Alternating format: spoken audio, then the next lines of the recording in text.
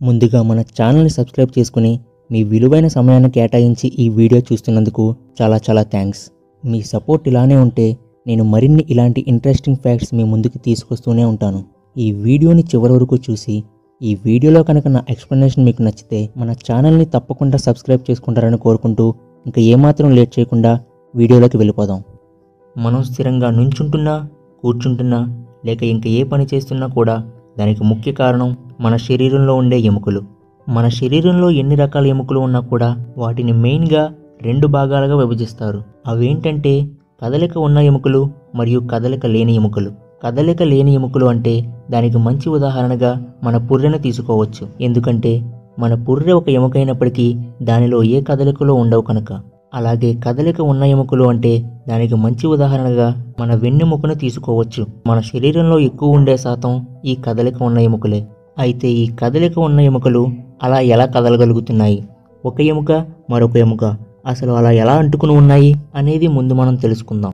Ligament మరియు tendon, మెయిన్గా ఈ రెండింటి వల్లే మన ఎముకలు ఒకదానికి మరొకటి అలా అతుక్కుని ఉంటున్నాయి. అసలు ఈ టెండాన్ మరియు లిగమెంట్ అంటే ఏంటి? ఈ రెండింటి ఫంక్షన్ ఇంచుమించు ఒకటే అయినప్పటికీ కేవలం ఒక్క మార్పు మాత్రమే ఈ రెండింటిని వేరు చేస్తుంది. అదేంటంటే లిగమెంట్ 2 ఎముకలను కలిపితే టెండాన్ మాత్రం ఎముకను కండరాలను కలుపుతుంది. కదలికలో ఉన్న 2 ఎముకలు ఎక్కడ ఉన్నా కూడా వాటి మధ్య ఈ 2 కూడా ఖచ్చితంగా ఉంటాయి. అయితే మీరు చాలాసార్లు గమనించే ఉంటారు, అదేంటంటే కదలిక ఉండే ఎముకలు ఎక్కడ ఉన్నా కూడా వాటిని మనం విరిచినప్పుడు వాటి నుండి టప్ అనే సౌండ్ రావడం.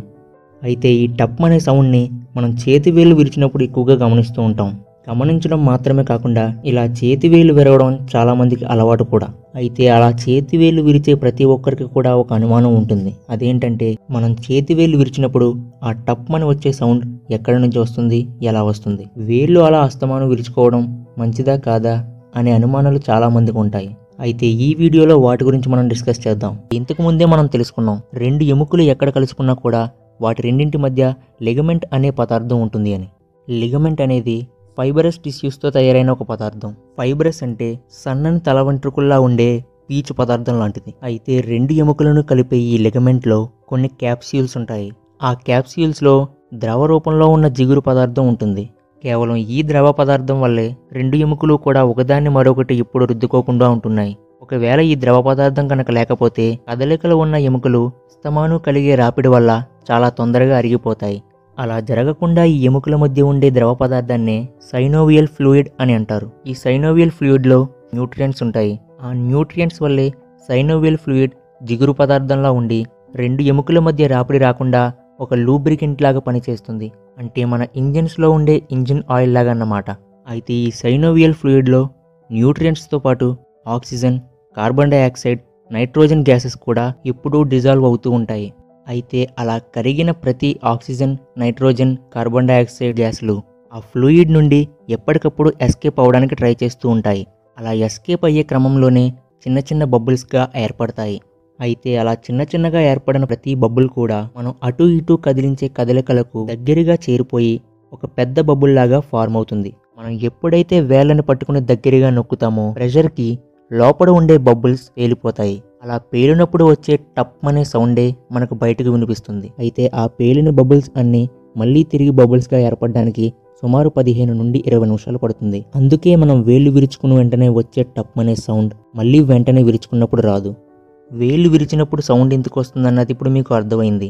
అయితే వేళ్ళను అస్తమానం విరవడం మంచిదేనా లేదా అనేది ఇప్పుడు చూద్దాం. వేళ్ళను అస్తమానం విరవడం మంచిది కాదు అనే అపోహ చాలామందికి ఉంటుంది. అంతేకాకుండా అలా ఎక్కువగా వేళ్ళను విరవడం వల్ల ఆర్థరైటిస్ అనే వ్యాధి కూడా వస్తుందని చాలామంది అనుకుంటారు.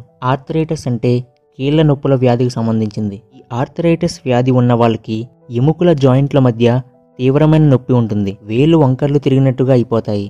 కొంతమందిలో అయితే జాయింట్ల మధ్య స్టిఫ్నెస్ పెరిగి కదిలించే శక్తిని పోయి ఎప్పటికీ ఎముకలు ఒకే పొజిషన్లో ఉండిపోతాయి. అయితే వేలు విరుచుకోవడం వల్లే కేవలం ఈ వ్యాధి వస్తుందా? ఖచ్చితంగా కాదు. నువ్వు ఎలా చెప్పగలుగుతున్నావు అని అనుకుంటున్నారా? ఇది నేను చెప్పడం కాదు. డొనాల్డ్ అంగర్ అనే ఒక డాక్టర్ 60 ఏళ్ల పాటు పరిశోధన చేసి మరీ చెప్పారు. ఆయనకు కూడా మనలాంటి డౌటే ఉండి ఒక పరిశోధనని చేశారు. అదేంటంటే 60 ఏళ్లుగా ఆయనకి ఉన్న 2 చేతుల్లో కేవలం ఒక చేతికి మాత్రమే వేళ్లు విరుచుకునేవారు, మరొక చేతిని మాత్రం విరవకుండా అలాగే ఉంచేవారు. ఇలా ఆయన 60 సంవత్సరాల పాటు చేశారు. 60 సంవత్సరాల రీసెర్చ్ తర్వాత ఆయన 2 చేతుల్ని స్కానింగ్ తీస్తే ఆ 2 చేతుల యొక్క రిజల్ట్స్ కూడా సేమ్ ఒకలాగే వచ్చాయి. అంటే 60 ఏళ్లుగా విరుచుకుంటున్నా కూడా ఆ విరుచుకున్న చేతికి ఆర్థరైటిస్ అనే జబ్బు రాలేదు, విరవకుండా 60 ఏళ్ల పాటు అలా వదిలేసిన చేతికి బలం కూడా రాలేదు. అయితే దీని గురించి ఆయన అడగ్గా ఆయన ఏమనేవారంటే, అస్తమానం వేలు విరుచుకున్న చేతికి నేను చాలా కంఫర్ట్గా ఫీల్ అయ్యేవాడిని అని, అలాగే వాటిని విరుచుకున్నప్పుడు స్ట్రెస్ రిలీఫ్ కూడా అయ్యేదేనే చెప్పేవారు. మరి అలా అయితే ఆర్థరైటిస్ అనే జబ్బు ఎందుకు వస్తుంది? ఆ వ్యాధి ఎప్పుడు వేలు విరవడం వల్ల రాదు. ఆర్థరైటిస్ వ్యాధి అనేది పూర్తిగా వేరే విషయం. లోపల ఉండే ఆర్థరైటిస్ టిష్యూస్ ఉబ్బినా లేకపోతే ఆ టిష్యూస్ పూర్తిగా పాడైపోయినప్పుడు వచ్చే వ్యాధి. ఆర్థరైటిస్ అనేది పూర్తిగా వేరే రకం వ్యాధి. వాటికి వేళ్ళు విరవడానికి అస్సలు సంబంధం లేదు. కాకపోతే ఎక్కువగా వేళ్ళు విరవడం వల్ల చేతికి గ్రిప్ అనేది తగ్గుతుందని కొన్ని శాస్త్రాల్లో తేలింది. ఇది కూడా అందరిలోనే కాదు, కేవలం కొంతమందిలో మాత్రమే. సో ఏ భయం లేకుండా వేళ్ళను విరుచుకోండి.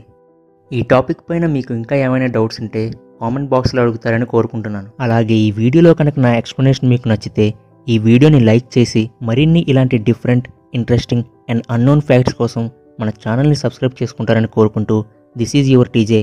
Thank you for watching this video. Jai Hind.